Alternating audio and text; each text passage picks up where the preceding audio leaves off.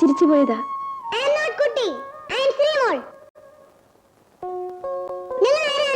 ഞാൻ ഷീല, സാറിന്റെ പുതിയ പി ആണ്.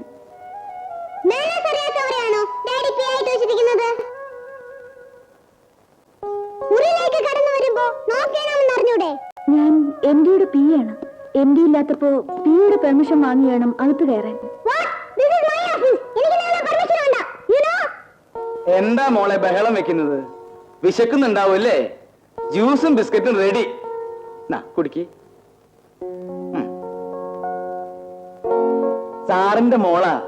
വൈകിട്ട് സ്കൂള് വിട്ടാ നേരെ ഇവിടെ വരും. പിന്നെ ഡാഡി മോളും കൂടിയാ പോകുന്നത്. എന്നെ വിറപ്പിച്ചു കളഞ്ഞു.